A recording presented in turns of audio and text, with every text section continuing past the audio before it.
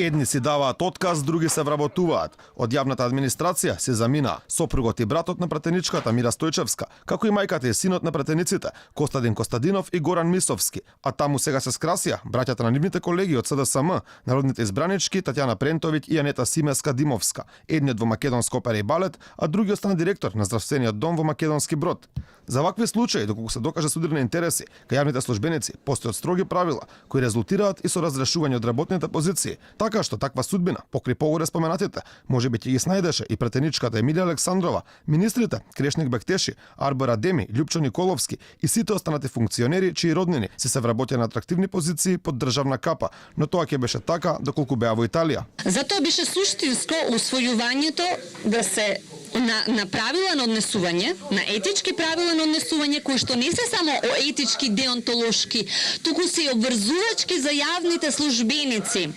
И доколку тие кодови на однесување и правилници не се запазат, предвидени се и казни, па дури и разрешување од работното место.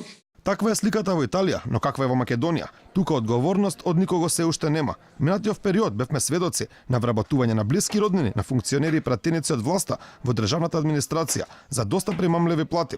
А додека јавноста жестоко реагираше и се занимаваше со тоа кој заминал, а кој не, во јавната администрација не се вдомија само браќата на пратеничките, туку и ќерката на Гоце Чакаровски, советникот за здравство на премиерот Зоран Заев, Стефанија Чакаровска стана секретарка и советник на заменик директорот на Агенцијата за лекови Роберт Бекировски. И покрај тоа што како пример денеска Заев ги виде строгите законски норми во Италија, сепак најави за такво нешто во Македонија не даде, туку повторно остави да одлучува совеста кај оние кои јавноста ги прозива.